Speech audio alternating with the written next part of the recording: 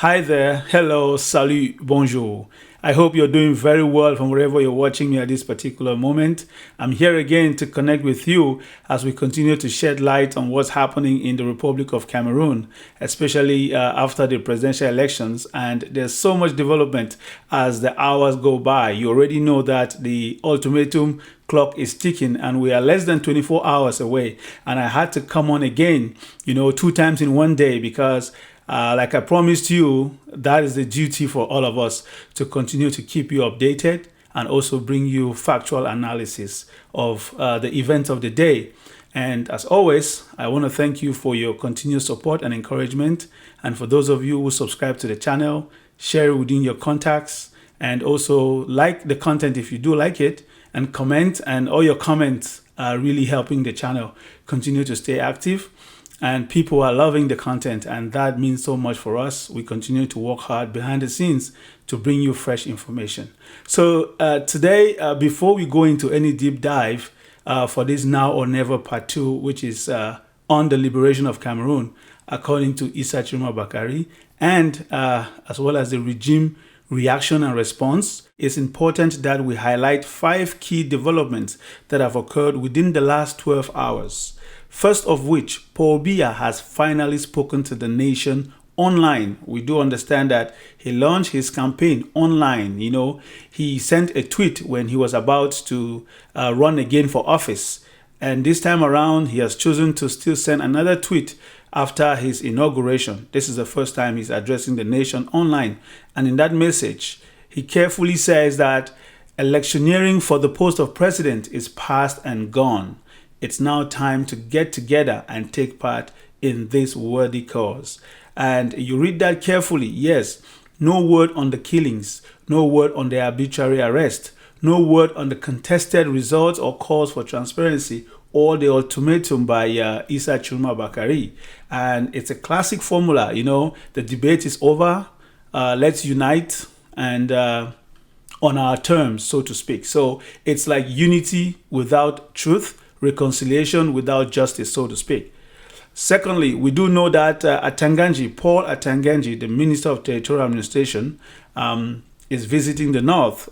He made a first stop in Gaoundéré in the Adamawa region and then moved to Maroua without passing through Garoua. And while in Gaoundéré, he was in the midst of traditional rulers, religious leaders, administrative officials, security forces. And suddenly, we see Minister Paul Atanga Nji go into full preacher mode. You hear him using statements like, all authority and power come from God. He shares parables, saying that if you ask God for a car and he refuses, it's to save you from an accident.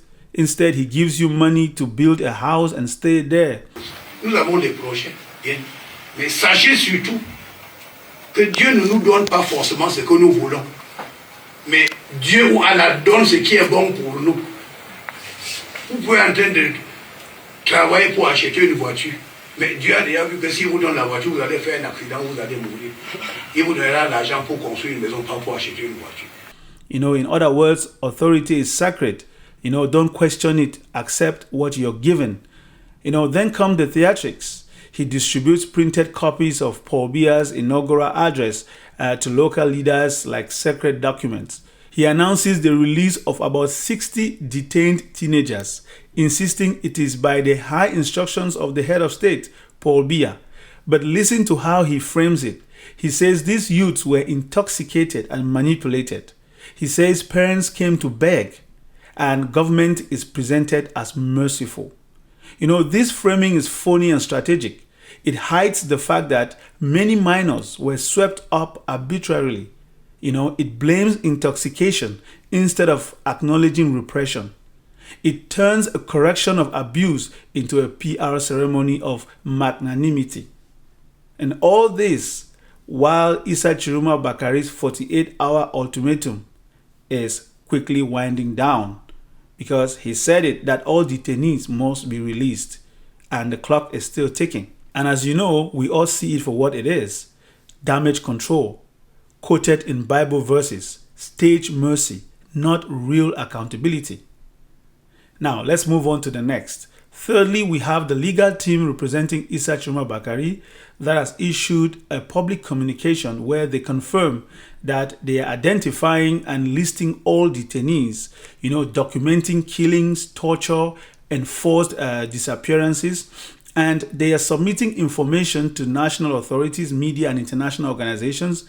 This is very important, which means we are moving from rumors to case files, from scattered pain to structured evidence, and it serves notice to those giving illegal orders. Your actions are being recorded, names, dates, locations. So for any serious movement, this is a critical pillar, documentation of justice. Fourthly, we can tell you that the North is speaking. The youth in the North are speaking very loudly. They've sent strong messages telling Paul Atanga Nji not to come in their territory, that he is persona non grata. He's not welcomed. And they also accuse certain traditional rulers, certain mayors, and certain CPDM elites for selling out their own youth, collaborating with security forces, spotting and pointing out pro-Tchiroma supporters, facilitating arrest and intimidation. And as you notice, despite these warnings, Minister Atanga Nji comes under heavy state protection. But notice his itinerary. He lands in Ngaoundéré and then flies to Marwa without passing through Garwa, which is Tchiroma's stronghold and focal point of anger. And one has to wonder, is he afraid of the optics?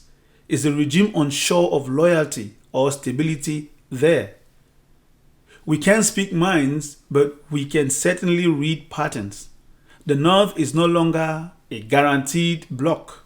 Youth are not just angry at Yaoundé, they are angry at local intermediaries in the system. That is a crack in the old architecture of control. And finally, we want to show you two media clips that expose the system. One, arrogance, and the other, courage on air. And it's important that we highlight some of these clips because when we see people go on major TV networks in Cameroon and address the public, it is a revelation of the Cameroonian society. And it's important that we decipher some of these messages and decode the way people behave on the different platforms. On one major network, we see a young regime-connected panelist insulting and disrespecting a senior citizen on air. And his confidence clearly comes from proximity to power. It's a symbolic way of showing that a culture where arrogance and impunity reigns, it feels protected enough to spit at elders live on air. Il y a des gens qui ont eu le succès par le passé à un niveau qui est certain.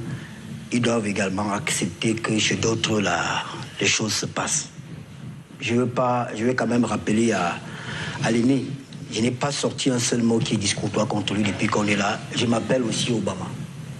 J'ai interviewé le président de la République, Paul Biya. Je suis le seul Camerounais, la presse privée au Cameroun à l'avoir fait. J'ai construit un pont dans mon village, l'indigent. Qui a la parole? Qui a la parole? Mais taisez-vous, monsieur, vous n'avez pas la parole. Mais quand il parle, je ne parle pas. Qui c'était? Taisez-vous. Ernest, un peu, calmez-vous. Non. Quand il parle, je l'écoute. Qui me laisse parler? Qui c'était? Non, je vous dis. Laissez-moi parler alors. Qui me laisse parler? Ernest, je vous dis non. D'accord, qui me laisse parler? Vous n'allez pas là pour gronder. Qui me laisse parler? Vous pouvez parler. D'accord. Vous pouvez parler simplement, mais sans... Nana Payon, je peux continuer? Nana Payon. Est-ce qu'il peut continuer? Je vous sais. Nana Payon, s'il vous plaît. And there is no shortage of this on the different media platforms in Cameroon these days, because before this election, during this election, and after this election, we've seen different scenarios like this display. But we decided to highlight this one, not because we want to single out individuals, not because we want to shame people, but I think it's because we want to highlight some characteristics of the society, and what Cameroon is fast becoming, where scenarios like this continue to occur.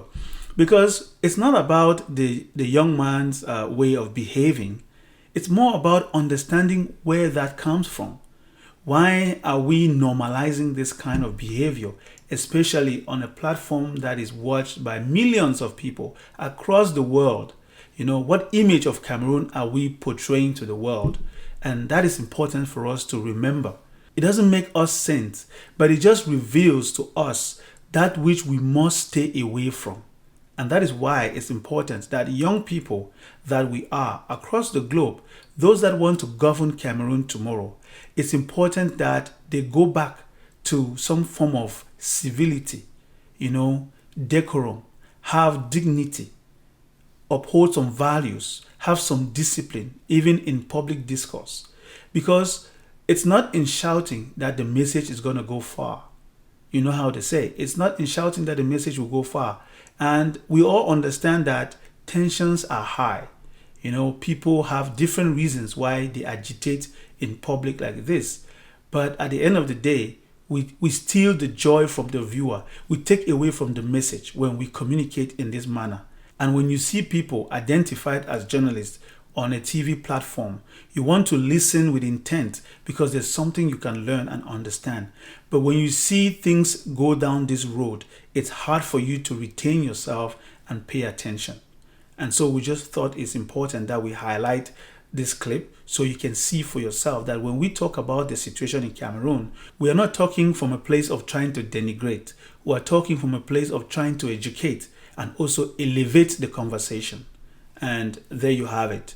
Now, let's move on to the next one, where you have a sense of courage from this young deputy mayor, someone who is trying to speak truth to power, who is going all out and expressing themselves, knowing full well that anything can happen after they walk out those studios, because many have spoken like that, and today they are no more. And that is very frightening. But it's important that we see, the value of courage and to see the audacity of hope. Now, let's listen up and watch this second clip. I just had to extract the moments that I believe will be able to convey the message. Take a watch. Je vous donne un exemple. Vous voulez qu'on parle des élections locales qui arrivent? Oui. Les élections locales qui arrivent, c'est eux qui décident de qui gagne et qui va perdre. Le principe est simple. Il suffit qu'on annule votre liste avant les élections. Vous perdez. Comment vous allez gagner quand votre liste ne concourt même pas? Mais vous voyez à un niveau où les gens sont cyniques. Dans le Yong-Ekile, par exemple, le président Paul Biya a gagné les élections. Il était premier avec 16 058 voix. Allez voir ce que le Conseil constitutionnel a publié dans les résultats nationaux. On lui a donné 38 559 voix. Vous voulez qu'on continue dans quoi? On va aller dans quelle élection? Il faut qu'on arrête cette connerie-là. Nous sommes tous Camerounais. Ce pays nous appartient, nous tous. Autant à Paul Biya qu'à moi-même. Il faut qu'on arrête de se moquer des gens. On ne peut pas continuer comme ça. Il faut qu'on sache que nous tous, on est Camerounais. Il n'y a pas un Camerounais qui a un sang qui soit violet, l'autre a un sang qui est rouge. On a des gens qui sont à un niveau où ils ont perdu leur âme. Ils n'ont plus la crainte de Dieu. Ils ne croient plus en rien. Ils peuvent tuer tout le monde, écraser tout le monde comme des souris, envoyer des gens à la télé faire de la comédie. Mais ce n'est pas de ça qu'il est question ici. La vérité est claire. Nous tous, on la connaît. Et cette vérité-là, même si on tue tous les Camerounais, va rester vraie. La vérité ne va jamais, au grand jamais, se procéder devant le mensonge. Ça n'arrivera jamais. Jamais. Et il faut que les gens sachent une chose. Que ce soit la gendarmerie, que ce soit la police, que ce soit la DGRE, que ce soit la surveillance du territoire, quel que soit le corps des armées qu'il y a là. Tout le monde connaît la vérité. Même le policier qui prend son arme pour tuer son frère, il connaît la vérité. Il sait que Tchiroma a gagné l'élection. Il sait. This is powerful. This is powerful. And there are moments like this every now and then when you watch on different networks. There are moments like this and it gives you hope because it's not about taking sides. It's about standing on the path of truth. This is important. It shows that opposition voices inside institutions are refusing to normalize the hold-up. It proves that not everyone in office buys the official script. These clips are not for mere entertainment. They are x-rays of the arrogance of those who feel untouchable and the courage of those prepared to talk truth from inside the system. And we know that these legislative elections are coming up. These local, what they call them, municipal and legislative elections, they are coming up. And this deputy mayor already knows that the system can eliminate him easily. And he's calling that out already. And therefore, just like we showed you before in our previous segment, that those who are trying to talk about the legislative and municipal elections is because they are trying to close the chapter of the presidential elections. They are trying so hard to force people to forget about the presidential elections, whereas we all know that Issa Tchiroma Bakary is not giving up. And there are many Cameroonians who believe that is now or never. Because if they miss this opportunity and they go for these municipal and legislative elections, it means they've already validated the presidential elections. Because you can't go for those elections while this one is still pending. So you need to accept, if you are saying you're preparing your candidates to go for the municipal and legislative elections, it means you've already validated the outcome of the presidential elections. And we all know that is very dangerous. And so political analysts and some independent observers are watching closely to see how the MRC party is going to react. Because you do know that they were blamed for not participating in the last elections, the legislative and the municipal. And that is what those from the regime have been blaming Professor Maurice Kamto to say it cost him his candidacy at the presidency. Whereas we all know that the way things played out, they still would have found a way to eliminate him, because everything points to the fact that he was the target. And that is why they are finding it hard to handle Tchiroma, because they didn't picture Tchiroma coming in, so they didn't prepare for him. And so there are members of the MRC party who are not really supporting Tchiroma, because the MRC party, there were people that were calling Issa Tchiroma Bakary Lobondiab, and they went for him.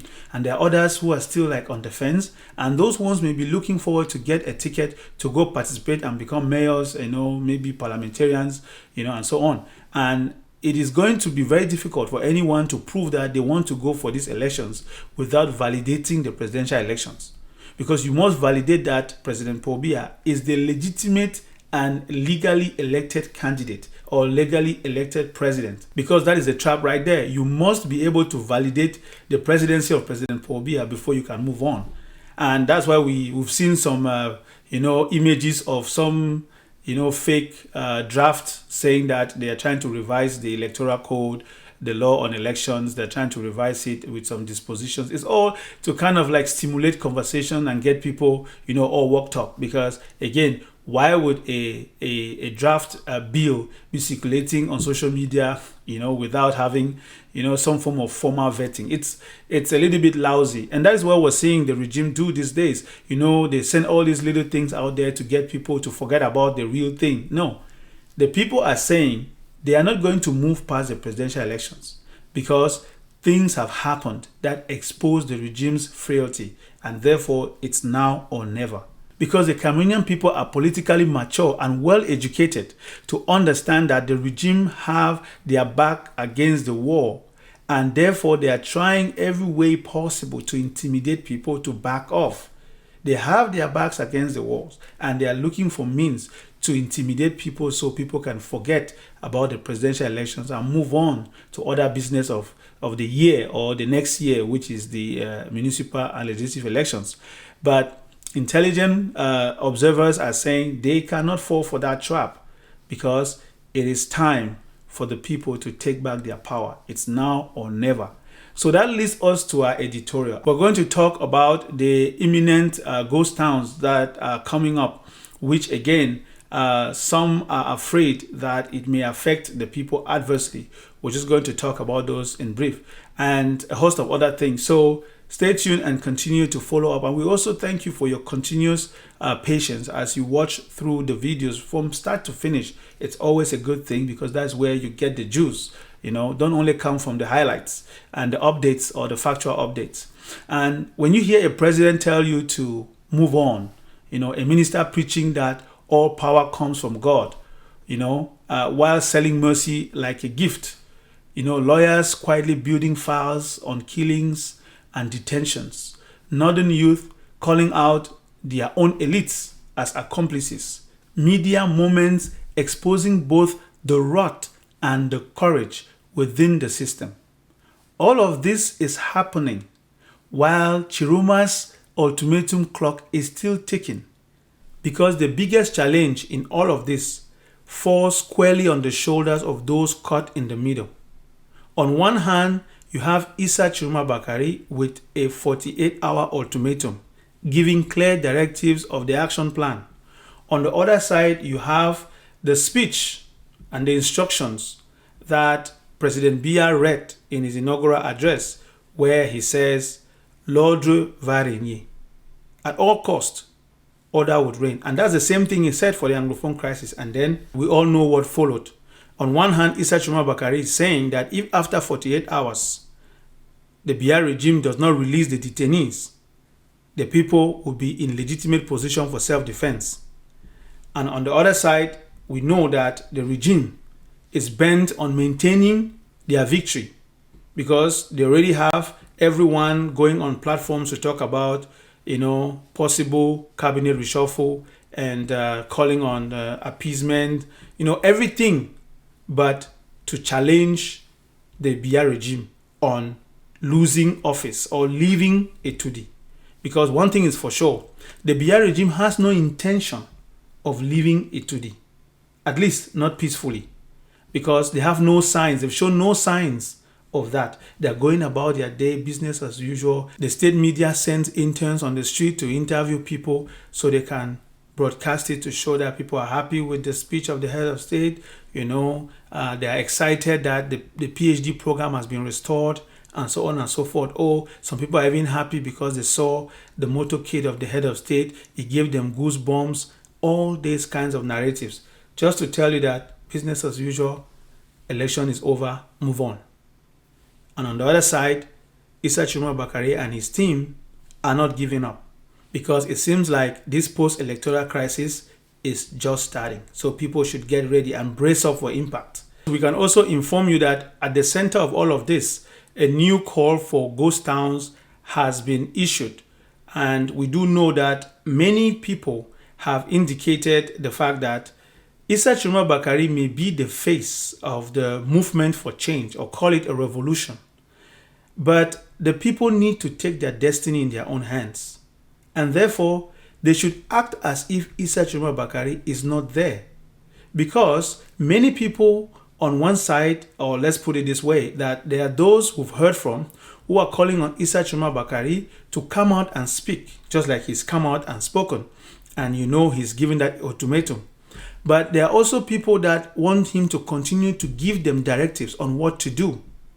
And which means that those people may be waiting for the 48 hours to expire and to hear from Issa Tchiroma Bakary whether or not he is satisfied with the release of the detainees, if at all they will be released. And ghost towns have been called, in some cases, to start from the 12th, which is Wednesday. So which means Wednesday is a D-Day in Cameroon. This other faction, will they heed the call of Issa Tchiroma Bakary to go retrieve their loved ones from these different gendarmerie stations, commissariat, or prisons, or jails, or whatever? Will they take in full force self-defense? Would that happen? On the other side, you have those who are already prepared, regardless, because according to them, Issa Tchiroma Bakary may be the face, but they are ready regardless. Because they've also tried to picture a scenario where worst case scenario, if the regime succeeds to eliminate Issa Tchiroma Bakary, would they forget about their clamor for change and their stolen vote? Would they sit back and forget about everything, or would they fight for it till the end? Because according to this faction, they've never been so close to victory and they're ready to do everything to take it. And those are the positions that we have right now. But we can also talk about the impact and the effect of ghost towns. We do know that ghost towns are effective if they are nationwide and if they're respected by many. And observers have kind of decried the fact that some people are impoverished, they are struggling to survive, and they don't have enough resources to maintain or withstand another ghost town. And that is why they may be at the end of those that would not be participating. However, it's important to remember that ghost towns are effective. In many countries, they've worked. And it only works when the government can feel the brunt that their pocketbooks is no longer as, full as it used to be. Because across the globe and throughout history, we've seen situations where dictatorial regimes, autocratic regimes have fallen because the people have risen as one. And once they reach 1 million people on the streets, it's over. Or if they paralyze an airport, a seaport, and in the case of Cameroon, the Douala seaport, the Douala airport, the Yaoundé airport, maybe not so much Yaoundé, but those areas that are actually pumping money into the economy to pay, to fund the lifestyle of those that are in Yaoundé enjoying the bourgeois lifestyle. At that moment, when the economy comes to a halt, they would have to back off and negotiate. But as long as they continue to feel that the people are timid and afraid to stay at home and observe this kind of peaceful civic resistance, they would continue to call it a bluff. So the people of Cameroon are caught between the devil and the deep blue sea. They have to decide and figure out for themselves what strategy would they deploy in order to make the regime know that they are serious about when they said their vote was stolen. They are serious about the change they want. They are serious about the movement to come out of the clutches of 43 years of misery, of 65 years of a regime, because we should not forget that President Biya has been in high office for close to 65 years in total. And the regime from the CNU to the CPDM is the same machine. Nothing changed. It's what they called old wine in new bottle. Nothing changed.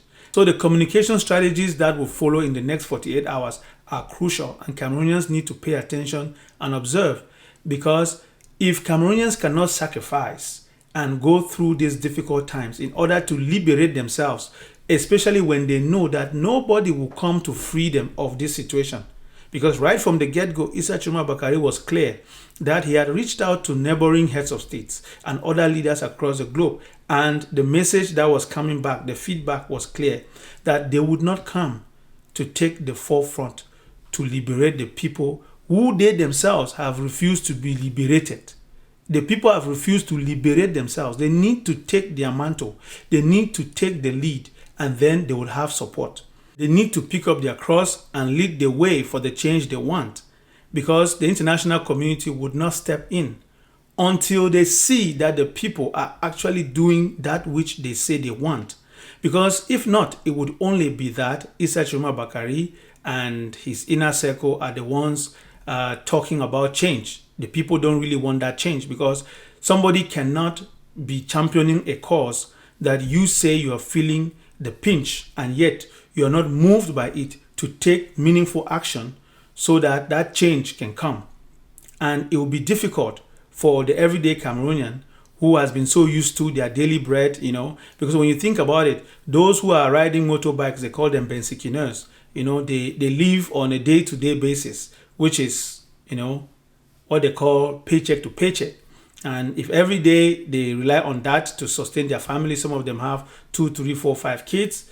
How do you feed your children and you stay in the house for ghost towns? And we also know that the housing situation is not also the best. Some people live in very precarious conditions. How do you stay indoors with all your children day in, day out, and they ask you for money to buy this, buy that? And we've heard from interviews during the past ghost towns that took place, where some parents were decrying the fact that it's hard for them because they can't stay at home and have their kids nag them for things that they can't afford, and therefore they need to go somewhere and fetch money and be able to buy things for their family. But again, that is not to say these challenges cannot be overcome. It's just to present the picture the way it is, so that those that are working behind the scenes to get the messaging out there for ghost towns should also bear in mind that they have to sensitize, awaken the consciences, continue to create awareness for people to understand the necessity. Because I don't think that the people who are calling for ghost towns are forgetting that these are realities. They are just making sure that people understand that you cannot bring down a regime that has been in office for 43 years and has the keys to the treasury and has the salaries of the military, controls them with how much they pay them, and also controls the narrative on the media front, and has their own opposition, and has their own civil society, and has everything, and sort of creates all these pseudo organizations and platforms and different factions of society in order to make sure that the everyday Cameroonian lives in perpetual confusion and doubt and question whether or not they are disillusioned. What are they seeing? Is it reality? Is it fake? Because every member of the military, those that were out there shooting and killing their fellow Cameroonians, they have brothers and sisters in the same neighborhoods. And some of them may have lost family members too. And those that are working for the regime that are so-called privileged, they themselves are also suffering from the same power outages, the same dirty water, the same bad roads, the same poor healthcare facilities, the same abysmal educational infrastructures, the same unemployment issues within their family circles, the same nepotism, the same tribalism, and all the other isms that are affecting the Cameroonian society. So, the question is, why can't they join forces to challenge the regime in place? The answer is simple. People are benefiting from the regime, and they are so short-sighted that all they think about is what would fill their stomachs and their pockets for a day or a month. And that is why they are almost like held by a leash, because the regime keeps dangling people's dirt. And that's why you will see anybody that comes out to speak up and speak truth to power, before you know it, within 24 hours, the regime will dig up something and say, hey, here's the dirt on this person. They are not credible. Who are they to come and judge? Who are they to come and say A, B, C, D? And that is how they've been able to manage, because the first thing is they have to corrupt you. The second thing is they have to hold you with that corruption and blackmail you. Critical observers and analysts have been saying this for decades. For anyone who ever listened to someone like Charles Ateba of blessed memory, he used to be a member of the CPDM, but he will tell you exactly what it is, that the machine is pays organisateur, and they have their strategies, conservation du pouvoir. And he explains in many ways how they operate. And if they don't get you by dirt on you, they will get you by putting you in something. They will get you by infiltrating your ranks.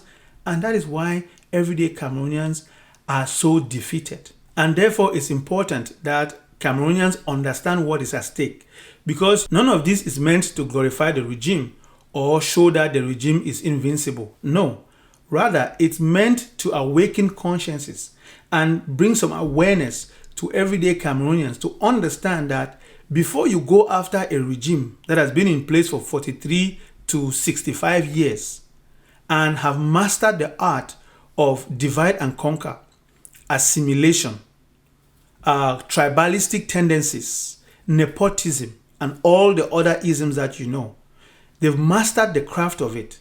They can even pit your brother against you. They can use money to corrupt anybody. You don't need to look any further than the disqualification of the candidacy of Professor Maurice Kamto at the Constitutional Council. Imagine Professor Maurice Kamto, someone who masters the law in and out. His nickname, Le Pape du Droit. He understands everything. And yet, they found a way to disqualify his candidacy on a simple technicality. All they had to do was fake that the website of the Ministry of Territorial Administration was hacked, and then the name of a former disgruntled member of the Manidem party was inserted as the rightful president of that party, therefore triggering the clause that two members of the same political party cannot file a candidacy for the post of president. How did they do it? They went and fetched this disgruntled family, disgruntled past member of the Manidem party from wherever he was doing his thing there in his village or in his farm. They brought him, paid him, and then put his name there. And guess what? End of story. And nobody ever got charged. Nobody was arrested for doing that. Case go nowhere. Impunity. And Professor Maurice Kamto was defeated, hands down. There you have it. As we wrap up this piece, dear Cameroonians home and abroad, once again I appeal to you. I indulge you to continue to lend your voice to this process. Do not sit on the sidelines. If you're sharing this content, subscribing to the channel, commenting, liking, and sharing it in your circles, thank you so much. We appreciate you. If you're donating to the different platforms out there, Project C, this guy on social media or Facebook called Zuimanto, and anybody that is doing good work, meaningful work to help the Cameroonians that are detained, or anybody out there that is working hard as a lawyer or a social worker, or anybody within the human rights activist community, or anybody in Cameroon that is doing meaningful work, if you can support them in any way, we thank you and appreciate you. But in all things, do not remain on the sidelines. It is crucial that Cameroonians continue to show some solidarity, especially in moments like this, because that is what the regime doesn't want you to do. Because the regime has succeeded to fragment the Cameroonian society to the point where People are hating each other. Brothers and sisters from the same region are hating each other, are insulting each other, vilifying each other on social media every other hour, which is very deplorable and sad to see. We should remember that the youth have their future right in front of them. The old have their future behind them, because again, the past is what they are looking back, but they can't look back to that. So they have their days which are numbered. We all know that we're going to leave this world someday. Nobody's wishing for anyone to leave before their time. But we are also saying that while we leave, we should be able to make sure that everybody around us is at least feeling better. It's not about a small clique in Yaoundé. That's almost a handful of about 100 people that are enjoying all the wealth of the nation. Whereas there are 30 other million Cameroonians suffering and, wallowing in pity and self-doubt and even just misery. We need to turn that page upside down and move on with a new tomorrow. And that is what I think and believe that all of this is all about. Because the change that you're seeking is not going to come by you sitting on the sidelines. Just always remember that the people sitting in high offices enjoying the wealth of the nation, whether it's coming through the petroleum sector, the fishing sector, the mining sector, the timber sector, just the economic sector from the port authority to the airport, anything else that you can think of.